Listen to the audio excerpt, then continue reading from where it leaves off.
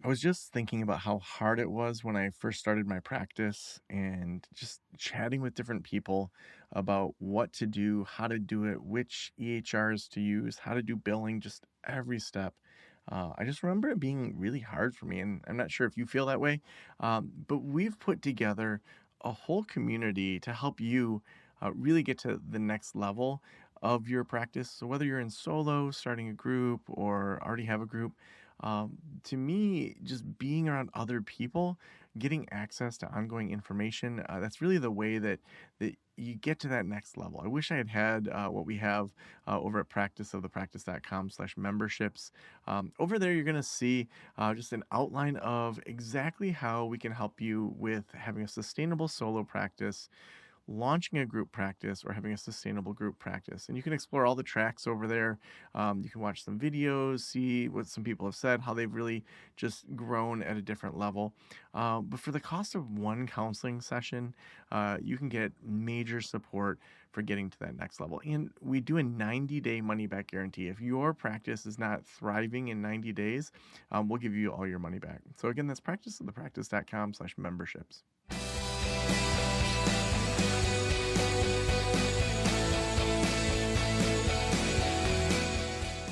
This is the Practice of the Practice podcast with Joe Sanok, session number 1395.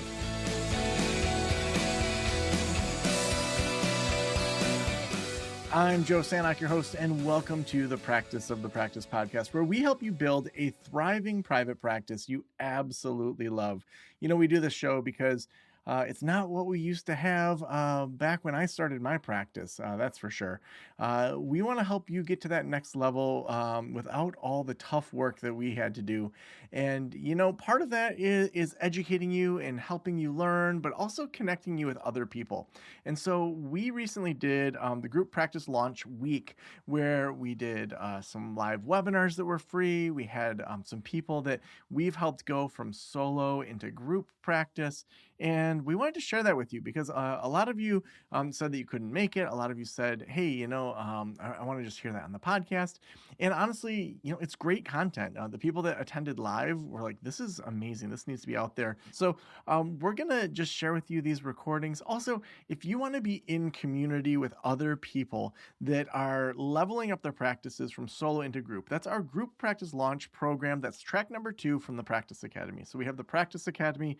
That's our membership program. And within it, we have 3 different tracks. We have sustainable solo practice for people in solo practice, whether they're starting all the way through the moment that they want to start a group. Then we have group practice launch, that's track 2, and then we have sustainable group practice.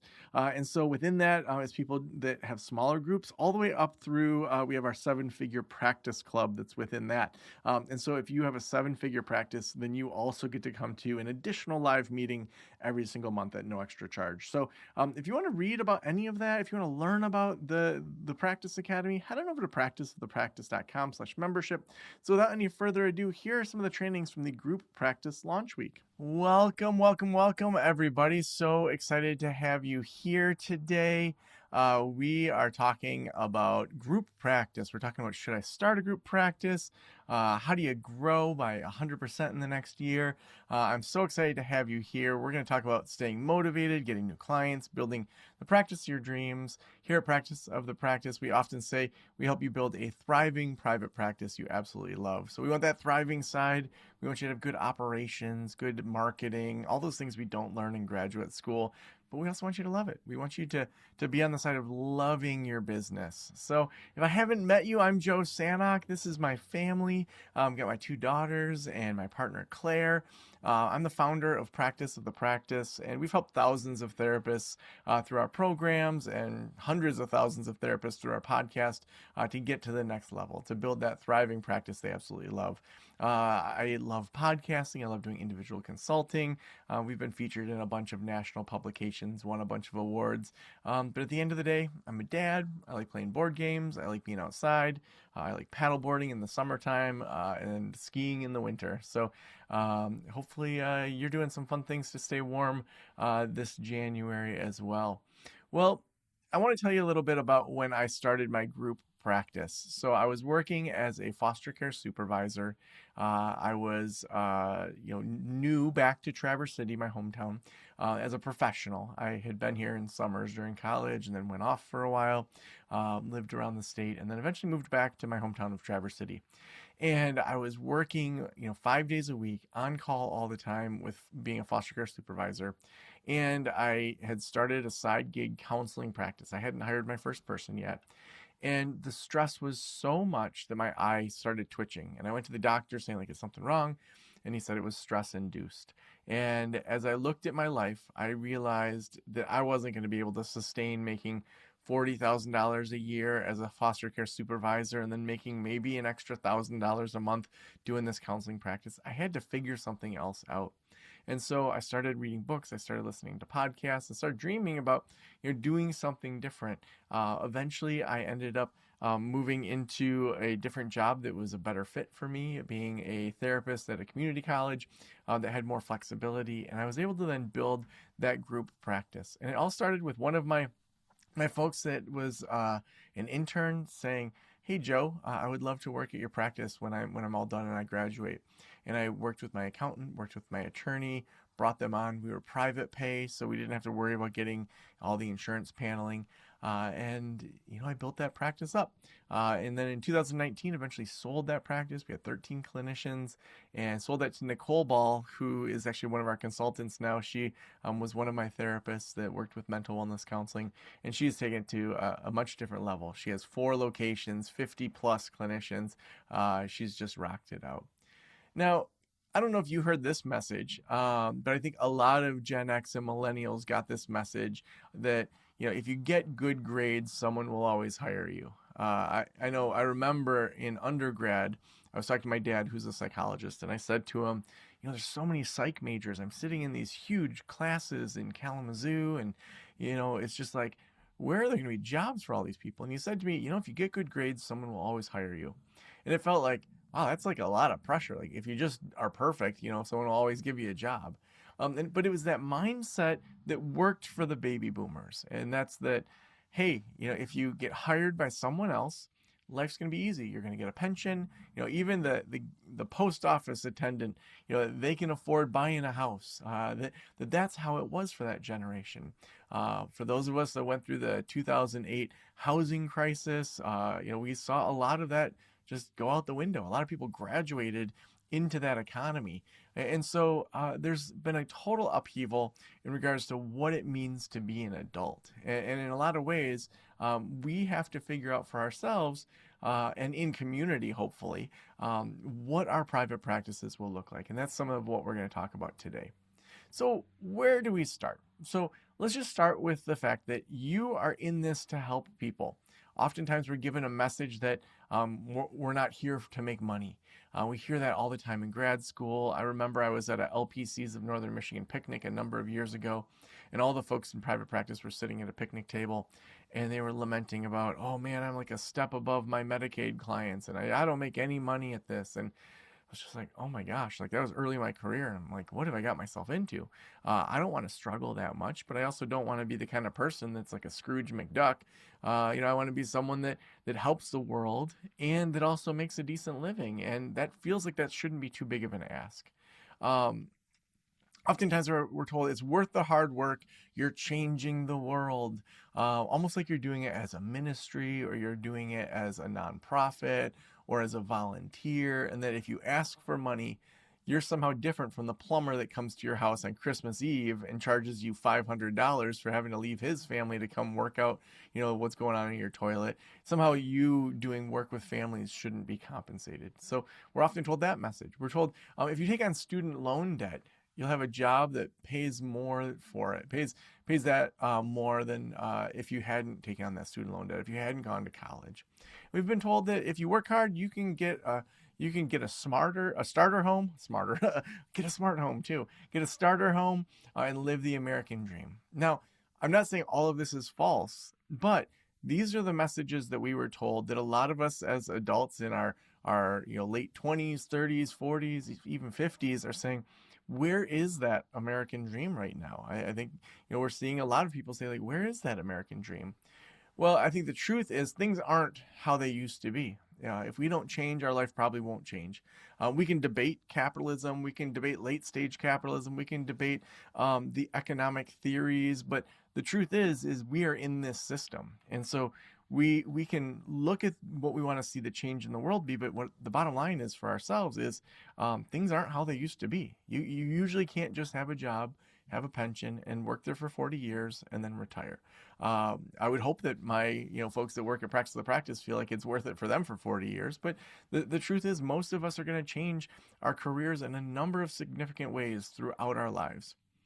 Things have really changed. So if we look at the problem, the first house that a baby boomer would buy was 1.875 times their annual income. So if they were making $10,000 a year back in 1980, they would pay about $18,000 for their first house. 2 times their income equaled their first house.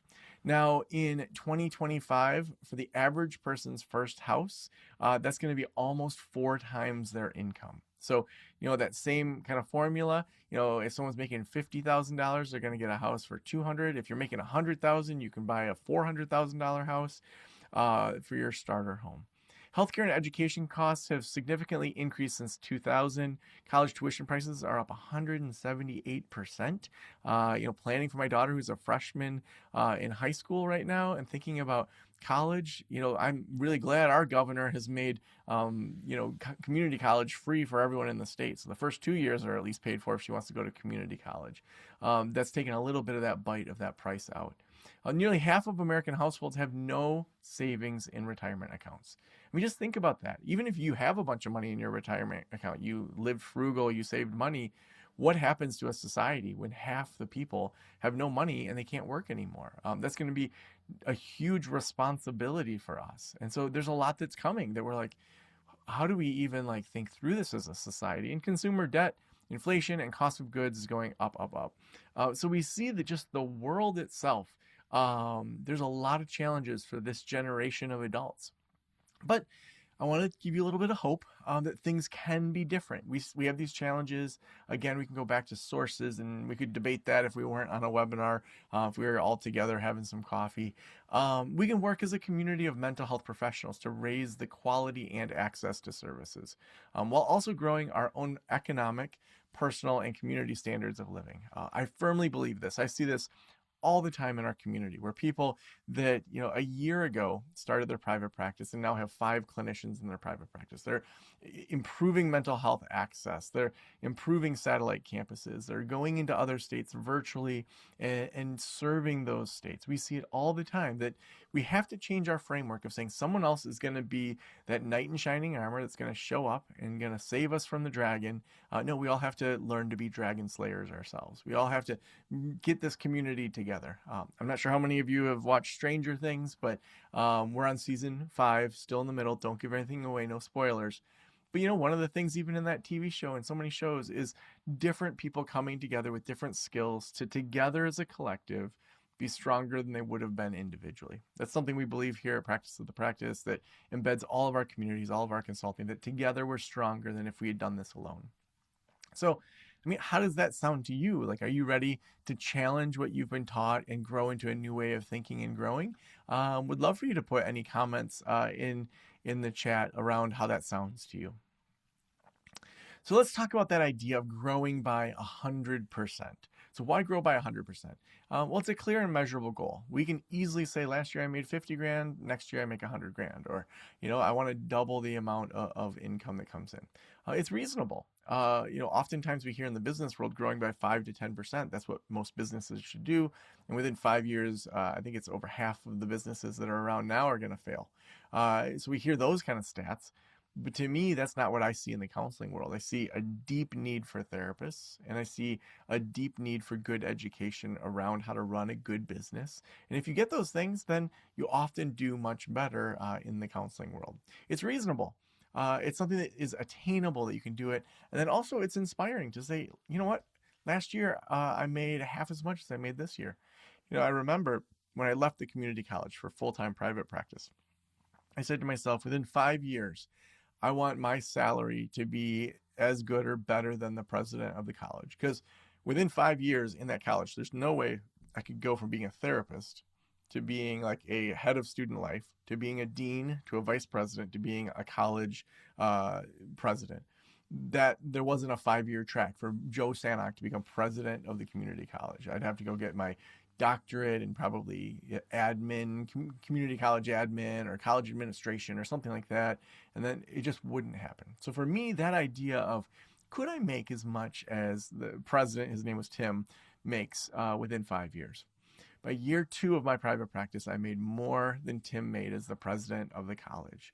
And I'm not saying that as a like, whoa, look at me, but it's to say, when you look at full-time jobs, when you look at that, oftentimes your amount that you're growing by doesn't even keep up with inflation. And so we want to start to think through what could we do to grow our businesses. So how do you grow by 100%? Here's some quick ways, and we'll dig into how you actually do these. You can just see twice as many clients. If you're at 15 clients a week, make it 30. Don't even raise your rates.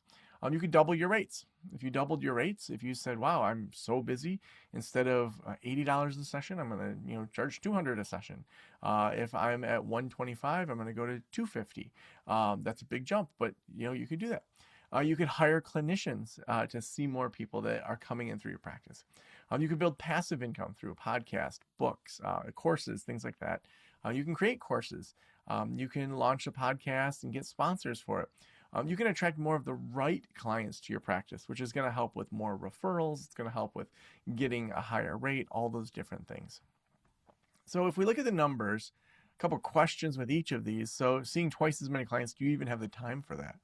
If you double your rates, if you take insurance, that can be really hard. Also doubling rates for private pay, that's a big jump. Maybe you can do that within a few years. Hiring clinicians, for every clinician you hire that works 15 sessions per week at $125 a session times 48 weeks, with you taking just 25% home, that's $22,000 or so take home for you. So that's a pretty big jump right there just by hiring one part-time clinician. Passive income, courses and podcasts usually take 3 to 6 months to build and launch, and then monetize within 6 to 12 months. And so we're looking at probably a minimum of a year and a half, 2 years, so you would see that. So when I look at the fastest way to double your income, it's hiring clinicians into your practice. So what we're going to talk about today is what we're taught and why that's wrong. We just covered some of that. How to actually grow a successful practice, and why you probably won't take action to change. Not to just tell you aren't going to, but we're going to talk a little bit about the psychology of change and how we just go back to the things that we've always done. So what we're taught nothing about business. Do well and they'll come to you. Agency and CMH is where to start. You have to put in your time in tough and toxic environments. How many of you heard you got to put in your time in the trenches? Like we're going to war in World War I in the trench warfare. You should be underpaid for a few years. When you're busy in private practice, just be grateful. Don't question the system. Don't ask for more money. Don't think about leaving bad insurances. Just be grateful that you have a client load. And a group practice is for entrepreneurs who know what they're doing. They're above you. So that's what we're often taught. But what do you think of that? I kind of call BS. Instead, let's talk about building a thriving group practice that you absolutely love. So this is our operational flow that you'll see in just about everything we do. This is the sustainable group practice repeatable process. This is what I used at Mental Wellness Counseling. It's what we're using as I'm launching Great Lakes Online Counseling. So first, we're going to decide on the need for a niche, the time, and other trends. And so what we want to do is we want to start to create a wait list or scheduling for a new clinician you have yet to hire. So imagine that you mostly help couples. Maybe you're Gottman certified. Maybe you do some EMDR around trauma. And you have noticed, some of these couples are getting divorced. Maybe some of these couples, people are reaching out to you, for second marriages. Maybe their kids want to see someone, and maybe those folks reaching out to you aren't all your ideal client. So say a lot of these couples you're working with say, hey, I want my son or daughter to work with someone. Do you know a good therapist? You could start by having a wait list for a kids-based therapist. And so we want to think through how long is that going to take to hire someone. So at the time of this recording, we're in late January. So if I posted a job today, if I took some time, put a job description, put it on LinkedIn, maybe I'd pay a little bit to boost it even. I'd get some applicants over the next week. I'd start to look through those applicants, probably do interviews the next week or two. It never goes as fast as we think. So we're already at week 2 or week 3. Then from there, maybe we do a second round of interviews. We're now at week, 3 to 4. Then we make an offer to a person or two that may go through right away, may not. And then they may want to put in time with their other job. They may want to say, hey, I have a vacation planned, or I'm going to do this as a side gig for a while till it grows. So they may not be able to start right away. So probably we're looking a minimum of 6 weeks out from when you post it. If everything goes according to plan, more likely 8 weeks. And so, we might want to say, we're going to say, okay, we're going to do February and March. We're going to work through a lot of that. So probably April 1st, we're going to start scheduling. That seems like a good thing. So then we can start scheduling that person and say, we have a new child therapist coming on. We haven't signed all the agreements, so we're not releasing who they are. But we are scheduling the first week of April for that therapist. If anything changes, we'll let you know if we need to push it out a week or if they end up joining early. And then you post and hire that clinician. That's going to probably take 6 to 8 weeks to go from posting all the way to hiring. We're then going to onboard them. We're going to add them to the website, operations, EHR, social media, headshots, all that stuff to get them on the website. And then ideally, their first day, they have 1 to 3 intakes that they're having clients transferred into them. You're, for that time, talking to your own clients about if there's kids that need therapy. So when it's about 60% full, then you're going to repeat this process, because if we know it's going to take 2 months to go from that person being full to then hiring someone else, we then say, well, do we need another kid therapist? Do we need a therapist that focuses on divorces? Do we need to have another therapist that works on spiritual trauma? What are the things that we're seeing bubble up both in our intake calls, but also with our own clients? So then we can start to take this process on again. Now I see a comment came through. I just want to make sure that if it's about this, and this is so great. Joe and Sarah, I just want to say thank you so much for your time this week. I've learned so much and am more confident about actually doing this. I really look forward to showing up more and learning in group practice launch this year. Oh, that's amazing. Big hearts to that. Can't wait to hang out with you more in group practice launch. Love it.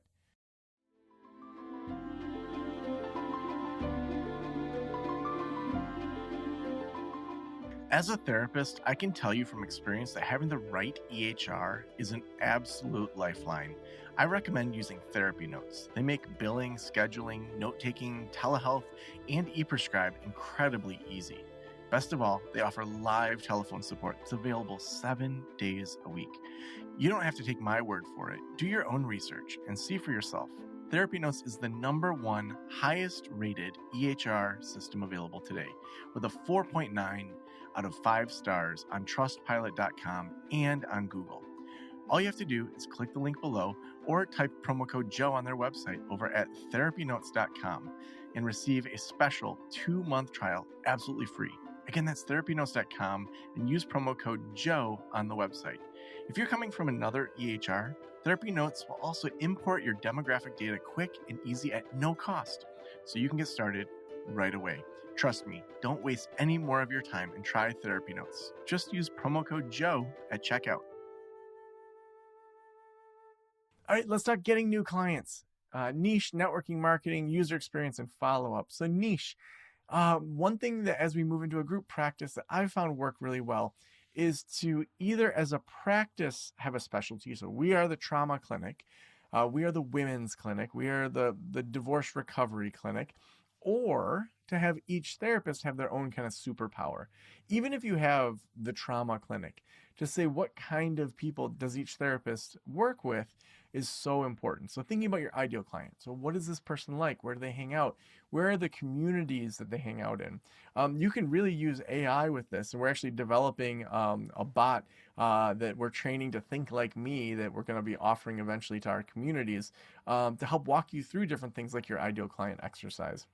And then to give you ideas, just yesterday I was using it with one of my clients who specifically is in New York City, works with a lot of queer and non-binary men that are, that also have money to pay privately to work with him. And so we used it to brainstorm a lot of different types of ideal clients because he was just kind of stuck.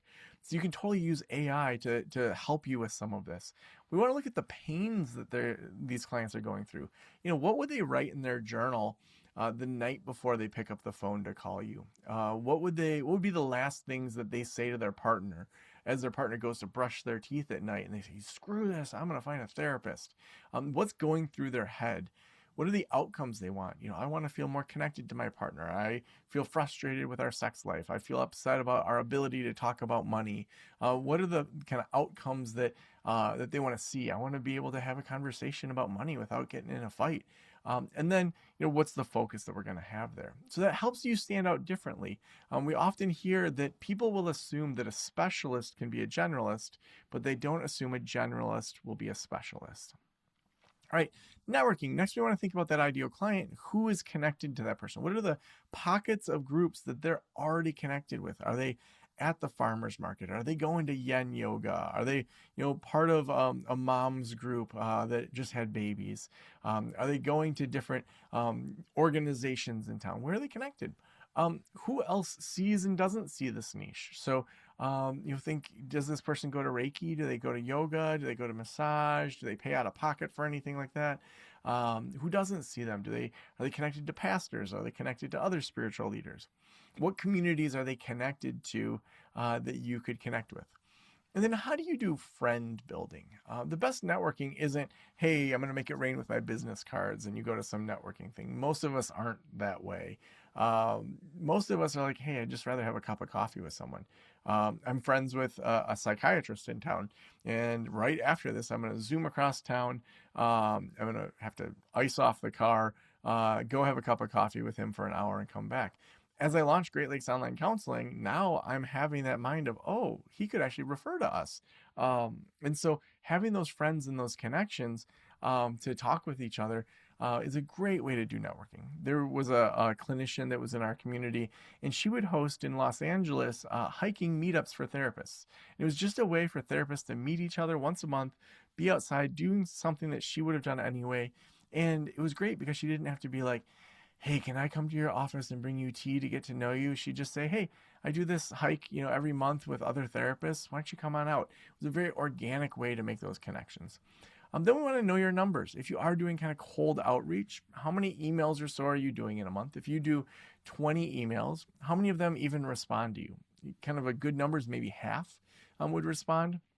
Of those half, how many would actually meet with you, either online, do a virtual coffee, or to actually go meet them in person? And then how many of them actually give referrals? So if you start to know those numbers, then you can say, okay, for every 20 emails, I know 10 are going to reply, 4 I'm going to get coffee with, and 1 becomes a referral. So then you can say, if I really want 5 new referrals, I have that 1 to 20 ratio.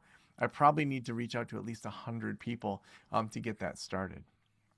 Next, we want to look at marketing. And so organic versus pay-per-click. Fully Booked Pros is definitely our preferred provider. Mention us if you work with them. They're great with pay-per-click advertising. Organic would be your SEO, your search engine optimization, writing blogs, doing good quality content, doing content on LinkedIn, doing LinkedIn articles or LinkedIn newsletters. Those are all really great ways to build your connection in the communities. People make decisions by who they know. Like, do they even know you exist? Do they like you? And do they trust you? And so that can happen very quickly. Someone can say, hey, Sarah's a great therapist. Go work with her. And they go check out Sarah's website, say, oh, like she does what I want to have help with. The pain and the transformation she talks about is exactly what I want. And then, you come into that session and that trust is built. So we want to ask ourselves, what makes you stand out like no one else? Some of us say, well, no, I help individuals, couples, and families in therapy. Great. Everyone does that.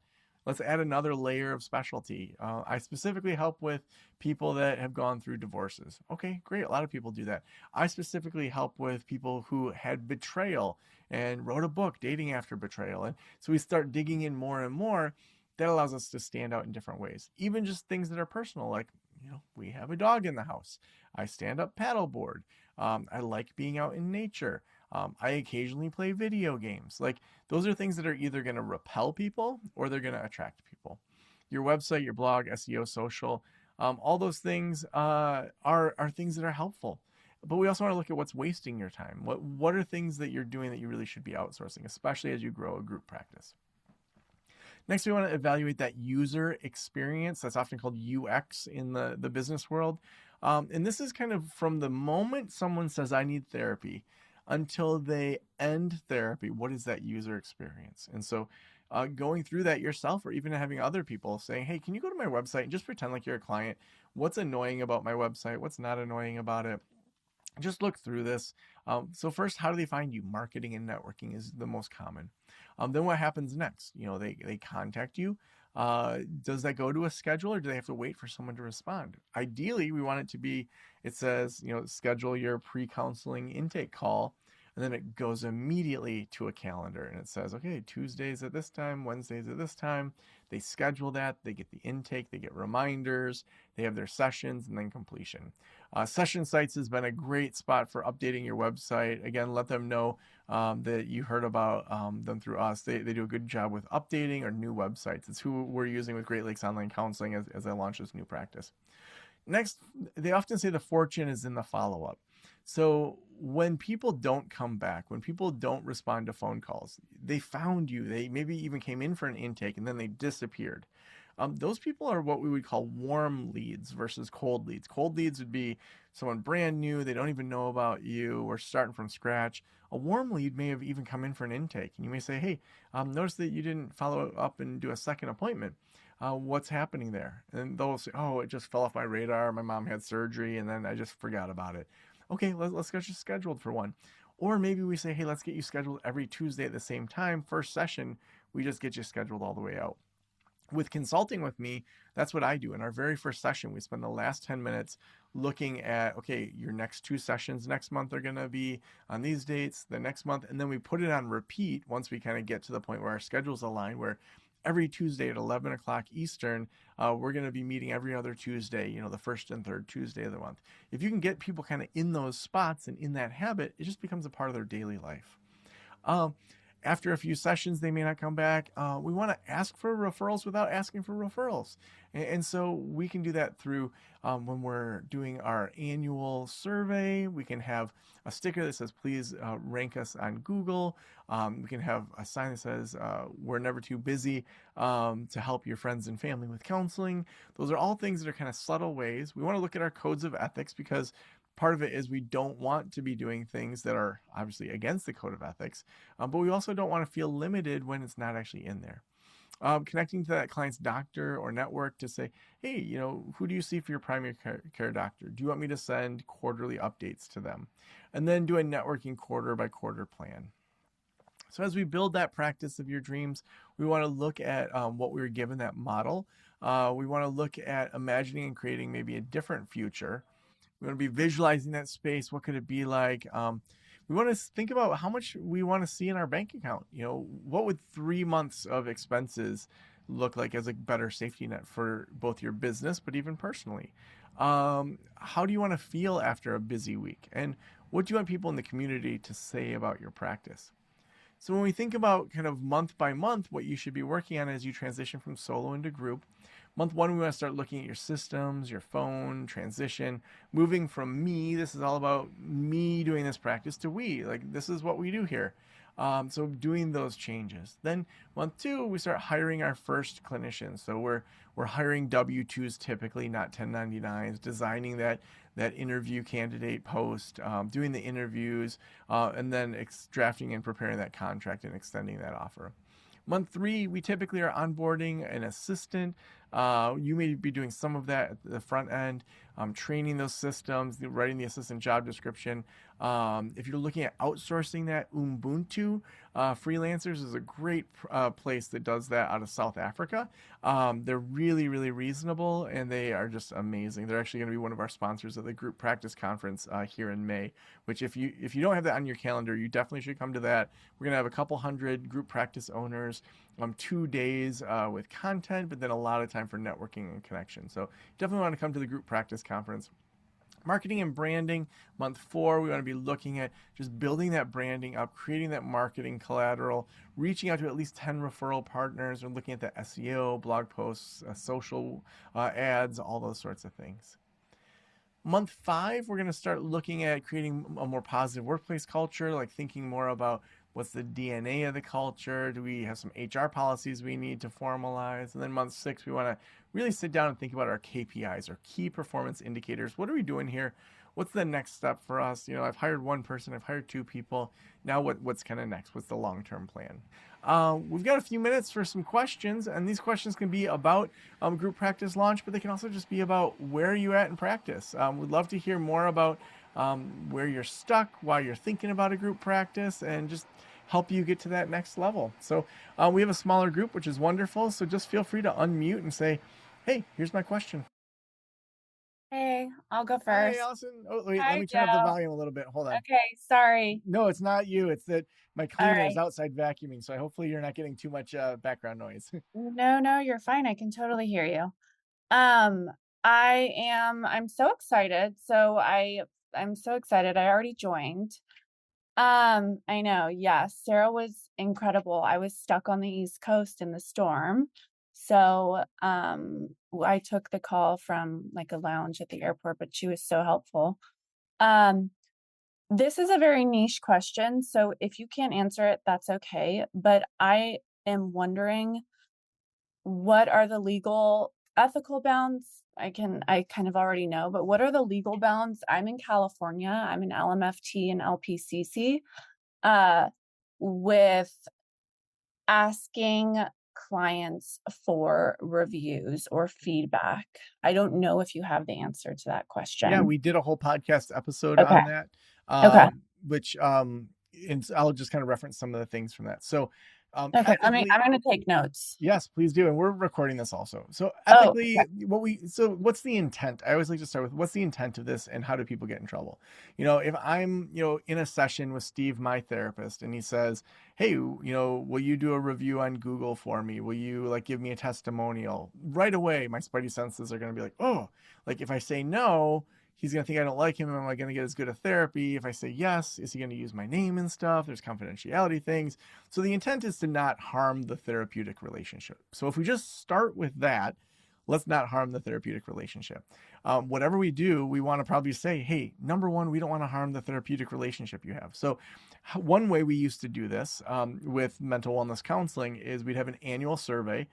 In that, we would have things like, would you recommend your therapist to a friend or family member if you weren't seeing them? Like, are they the kind of therapist? And so we could say that over the last 8 years, 100% of clients that have taken the survey said that they would recommend their family members or friends to see their therapist. So now we have a stat that we can put on our website. We have a stat that we can put in other places.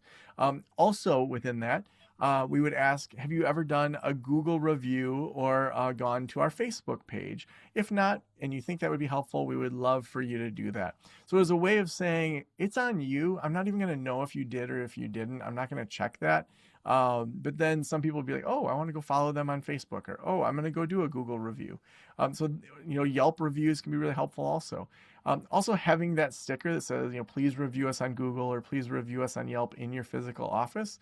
That can be helpful also because it's low pressure. It's not the therapist saying, hey, Allison, would you, take some time out of your day right now? Let me hand you my phone and make you do it in a session. Like that's going to get in the way yeah. of the therapeutic relationship. So those are the ways Yeah. that we've seen it be most effective. Okay, great. Thank you. I won't ask any follow-up questions just to leave room for other people. But Okay. thank you, Joe. Thank you. Well, yeah, and you can ask follow-up questions if other people don't have them, you can jump back in. Okay. All right, cool. Question from Lauren. Sorry, I'm dropping my son at school, or else I'd be live. It's fine either way. Glad you're here. What was the most important lesson you learned in year 1 of launching that going back you would do differently? Ooh, that's such a great question. So year 1 of launching mental wellness counseling. So there's a number of things that I think at the time were fine, but now are no longer. I had all 1099s and I was entirely private pay. There's been so many shifts with accessibility to health insurance since I started that back in 2006, that I would say right now, I would always do a W-2. We're just seeing enough with the IRS that they have just come down hard on 1099s in clinical practice, because you are telling them what to do. You are telling them what to wear. You are telling them the systems they need to use. They really are an employee. Whereas, like take Sarah, who's a 1099, she can pop in and out on her own calendar. She can have other jobs. It's not the same as like a therapist in your office. So W-2s would be one thing that in the first year setup I would have done. I am doing differently as I launch Great Lakes Online Counseling. Second, would be accepting insurance. There's a lot of people that have private pay still that do a great job, especially in niche markets. If you're looking to expand quickly, I do think that selecting a couple insurance, the highest payers in your area, can be helpful. I think that in mental wellness counseling, we could have grown a lot faster if we had taken insurance. There would have been more scalability there. And then the third thing is how I paid people. I paid people as a percentage of what came in. And you can do that with W-2s. But what that does is they're always thinking, Joe's taking this percent. What am I getting for my percent? Instead of, okay, here's the flat fee that you get per session, usually based on about 40% of what on average you bring in. And so if you're bringing in $100 a session, that'd be $40, $150, that'd be $60, you're $200, you'd be around $80 a session.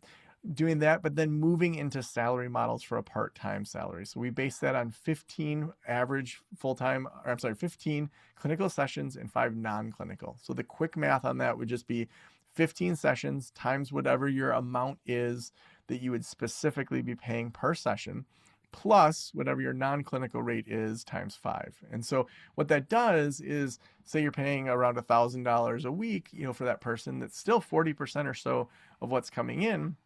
Now they have that job security and they're thinking like an employee, not like a business owner that's like, where's that percentage going? Because then we're going to just attract other people you'll build up, and then they'll say, I'm going to go do my own private practice. We want people that don't want their own private practices for the most part. They're coming in from community mental health, the nonprofits. They're saying, wow, this would be a great job with a lot less stress. So I think those are kind of the first round things. There's tons of other things around marketing in your first year and connections and launching quickly. I think the big mindset would be, don't be paralyzed by perfection. There's a lot that you can change and redo later. If you don't have the perfect policy and procedures manual, if you have a line in your contract that says the policies and procedure manual can be updated at any time by our attorney, then you can just do that. So you're going to learn a lot. You're going to drop a lot, and just don't feel like you have to do it perfect. Other questions? Go ahead, Allison. Yes, this is now referring to what you actually just mentioned. Do you have attorneys or a good resource that you suggest us working with when kind of creating that manual or employee handbook and HR policies, et cetera? Yeah, so I would say, so I'm not an attorney, so I would say whatever I say here is not legal advice. Mm-hmm. I think that there's always, so this guy, Roy Huggins, he has person-centered tech, and he said that for a practice to be 100% HIPAA compliant, it would cost them about $200,000 a year. That's just not reasonable, right? So we always are saying, well, where's the actual liability? Where's the risk? What's the intent for HIPAA, for example? Same sort of thing with legal. When you're first getting started, there's lots of attorneys that'll take 10 grand from you to write a beautiful policy and procedure manual. Do you need that? Are you likely to have a lawsuit in your first year that $10,000 manual is going to protect you from? Not really. Not unless you're doing really dumb crap, and then a policy and procedure manual is probably not going to be the thing that you get in trouble for. And so if we just say, okay, what's the intent? Kind of back to that. We encourage folks to reach out and to share their policy and procedures manuals. So we have within our community, a lot of folks have been sharing things, especially California has a lot of laws. New York has a lot of laws that are very nuanced for your states. And so when people do put together ones that work well, they say, here's mine, no liability that I'm taking on for you using it, but like at least it's a starting point for you. So we encourage the community to do that with any paperwork that's really specific, contracts, things like that. Using AI as at least a first round, I think it can be a great way to at least kind of formulate your thoughts, because there's things that we're not HR compliance officers. We don't know that stuff. That's a good way to just get a basic first round, have it interview you, kind of go back and forth. And then third, as things come up, really thinking through what's the most likely thing to come up. Romance with clients. It's a tough thing that usually gets people in trouble. So that should probably be in there right away.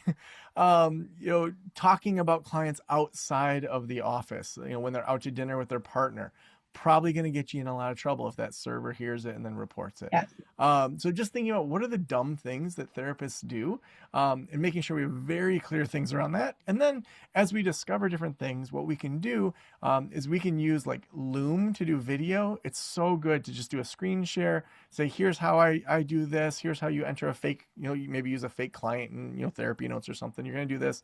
It'll automatically create a standard operating procedure as part of that once it does the video. So then you've just spent 10 minutes doing something you do every day.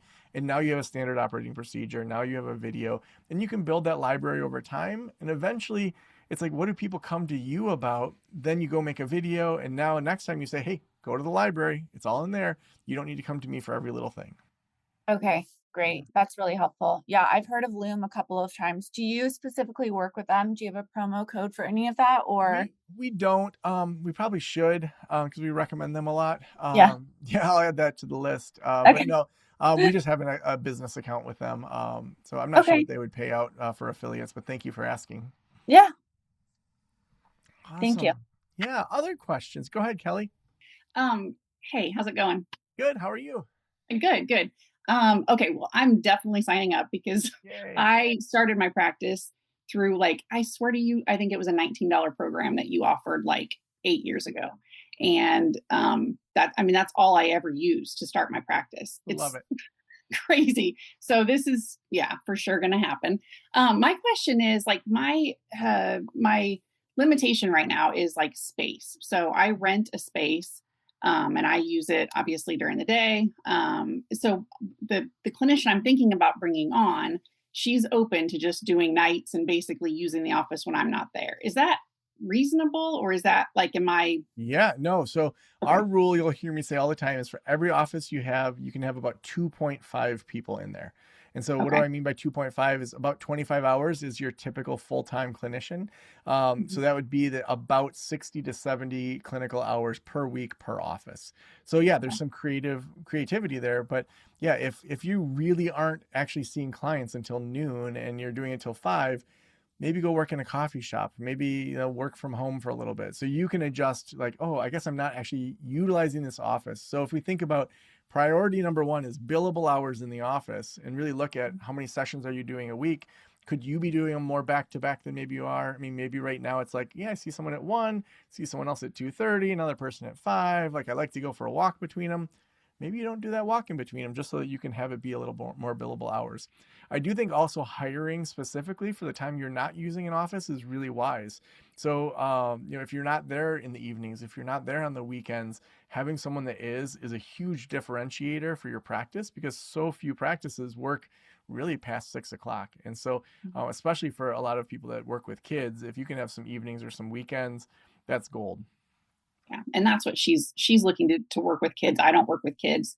And Yeah. so that's why it felt like a good fit. She doesn't care about working nights, and she's fine with that. So love it. I just wanted to make sure, does that make sense? And that doesn't, doesn't have any, there's no problem there. We had 13 people working out of 4 offices. So once you start to grow, it's you usually want to know who has priority of the office. And so there was a core person in each of the 4 offices. They always got first dibs for that whole semester because oftentimes it changed based on kids' schedules. So then they would say, I'm in here Tuesday, Wednesday, Thursday.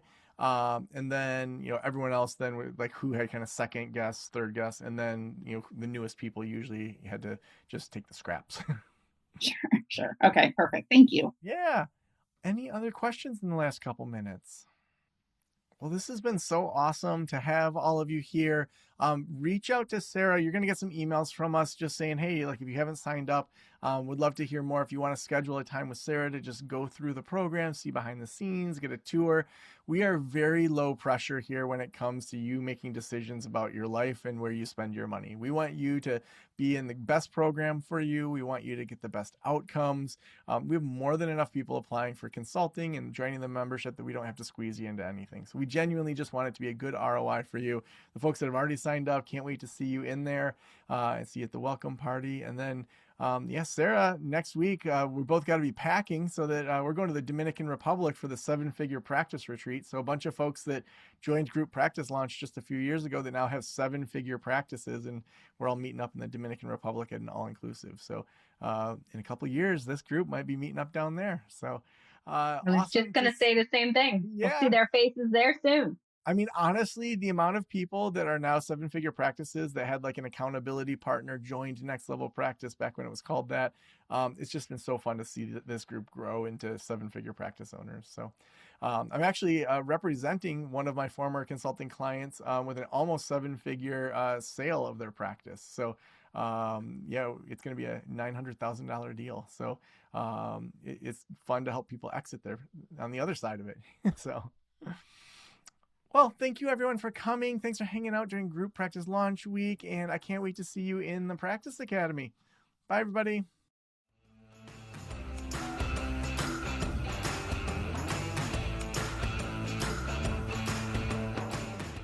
We could not do this show without our sponsor support. Therapy Notes is the best electronic health records out there. They've been a supporter for years, but even more importantly, they can help you grow and scale your business with their EHR. They have embedded in their system their own virtual way, similar to Zoom, of doing HIPAA-compliant teletherapy. They'll help you move from your current billing platform over to Therapy Notes. They have amazing customer service. A lot of these EHRs only have, text support or chat, but you can actually talk to a real person that will help you out if you get stuck. A couple years ago, I remember I had a client that had switched over and the old company wasn't releasing the things, and Therapy Notes did such an amazing job of coordinating so that therapist could get back to doing therapy instead of worrying about her EHR. They're an amazing company. Head on over to therapynotes.com. Use promo code JOE, J-O-E, at checkout to get a couple months for free. Thank you so much for letting me into your ears and into your brain. Have a great day. I'll talk to you soon. Special thanks to the band Silence is Sexy for that intro music, and this podcast is designed to provide accurate and authoritative information in regard to the subject matter covered. It is given with the understanding that neither the host, the producers, the publishers, or guests are rendering legal, accounting, clinical, or other professional information. If you want a professional, you should find one.